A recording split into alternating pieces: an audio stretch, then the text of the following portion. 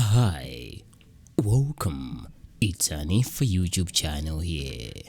Pamene zipani zikuluzikulu mdziko muno zili kalikiliki kuchita misonkhano yawo yayikulu ndi cholinga chosankha adindo amene ayendetse zipanizo mzaka zisanu zikubwerazi ndikukonzekera masankho amchaka cha mawa.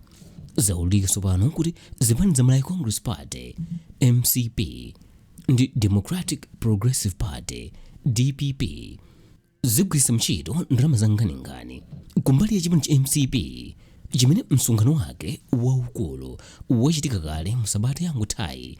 Malipoti akuonetsa kuti chipanichi chinagwiritsa ntchito ndalama zokwana 1.5 billion kwacha kuti msonkhano utheke, ndipo chipani cha DPP chimene chichitise msonkhano wake waukulu pa 17 ndi pa 18 August mchaka cha 2024 chipanichi chigwiritsa ntchito ndalama zokwana 1 billion kwacha.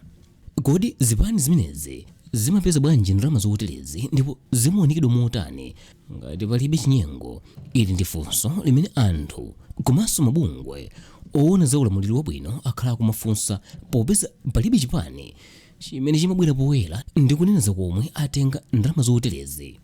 Adindo ndi anthu oona za ulamuliro wabwino mdziko muno akuona kuti zipani makamaka zikuluzikuluzi zimagwiritsa ntchito katangale, ziphuphu komanso chinyengo, ndipo akuti ndikoyenera kuti malamulo agwire ntchito yake pounguza mmene zipanizi zimapezera ndalamazo. Mlembi wa bungwe la Malawi Law Society MLS Gabriel Chembezi ayankhulapo kunena kuti mbuyomu analembera mkulu woona kalembero wa zipani za ndale mdziko muno akizito tinthani kumpempha kuti ayambe kugwiritsa ntchito lamulo loona mmene zipani zimagwirira ntchito zake la Political Parties Act PPA.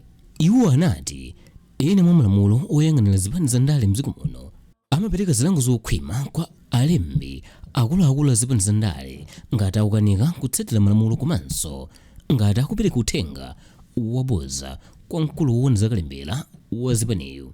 Mwazina Chembezi anati Section 27 ya malamulo oyendetsa zipani mdziko muno ya Political Parties Act imakakamiza zipani kuti ziulule komwe akulandira thandizo pasanathe masiku 90 chilandire thandizolo. Thandizo limene limayenera kuululidwa ku office ya mkulu woyang'anira zipaniyo ndi ndalama zoyambira 1 million kwacha ngati wapereka ndi munthu wamba, ndipo zipani zikuyenera kuulula ndalama zoyambira 2 million kwacha ngati lapereka thandizolo ndi bungwe kapena company. Apa zikutanthauza kuti ngati munthu wapereka thandizo ku chipani chilichonse mdziko muno koma ndi losapitirira 1 million kwacha, malamulo sakukakamiza chipani chilichonse mdziko muno kuulula komwe kwachokera ndalamazo. Izi ndi chimodzimodzi ngati bungwe kapena company imene yapereka ndalama yosakwana 2 million kwacha, chipani sichikukakamizidwa kuulula komwe kwachokera ndalama yoteroyo.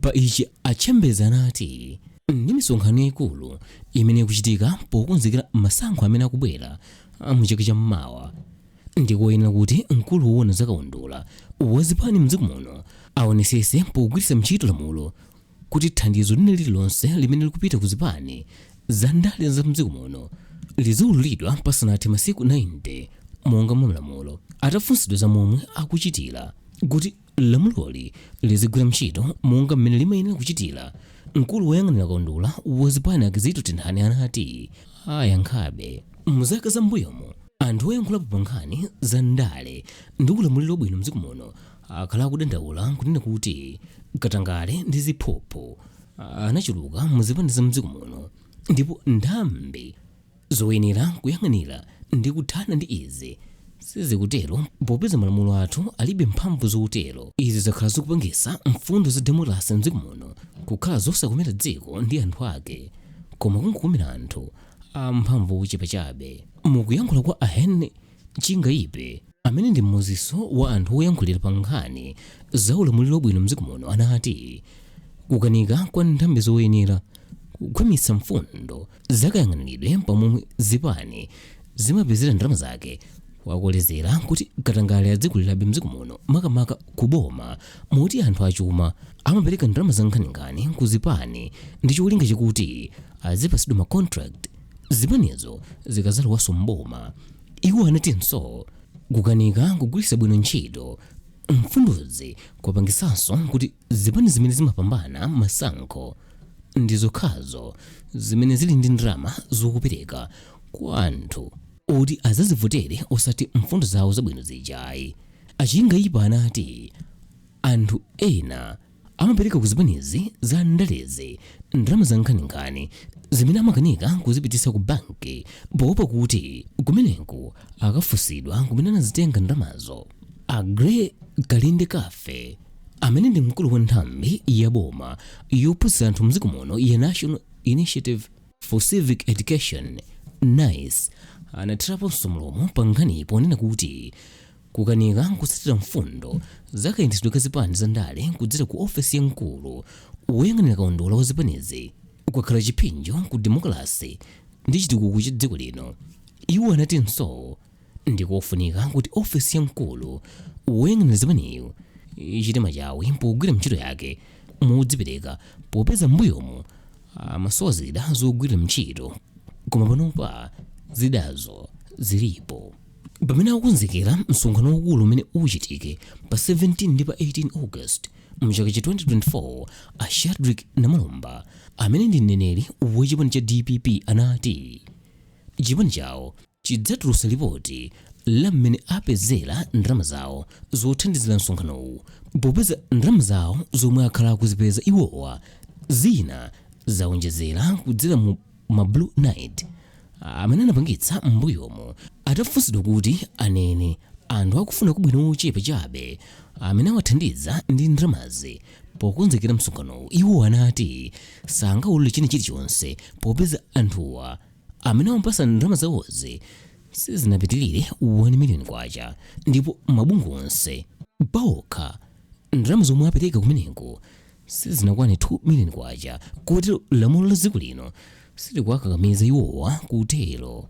Iwo anatinso chipani cha DPP chimadalira kwambiri ndalama zimene chimapatsidwa kuchokera ku nyumba ya malamulo pogwira ntchito zake ndipo amakhala akupereka malipoti amene amagwiritsa ntchito ndalamazi kwa mkulu woyang'anira kaundula wa zipaniyo. Malamulo oyendetsa dziko lino amanena kuti chipani chilichonse chimene chinapambana masankho ndi aphungu 10 pa 100 aliwonse chikuyenera kulandira thandizo logwirira ntchito zake kuchoka ku boma.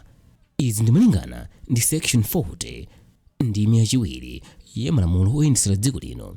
Kumbali yawo a Felix Njawala amene ndi wofalitsa nkhani ku chipani cha United Transformation Movement UTM anati chipani chawo chinawulula za thandizo lochoka kwa anthu akufuna kubwino onse kudzera kwa mkulu woyang'anira kaundula wa zipani mdziko muno. Ngakhale akufuna kubwino ena amafuna kuti asadziwidwe. Pa ichi iwowa anapempha kuti pakanapangidwa lamulo loteteza akufuna kubwino amene safuna kudzitchula mayina akathandiza ndi ndalama zawo ku zipani mdziko muno. Malamulo oyendetsera zipani mdziko muno section 23 ndime yoyamba imakakamiza chipani chimene chalandira thandizo lina lililonse kuchoka ku boma kuti chidzipereka ndandanda wa momwe agwiritsira ntchito ndalama zawo zimene analandirazo pasanathe miyezi 6 Sawa mademo ayi. Komanso.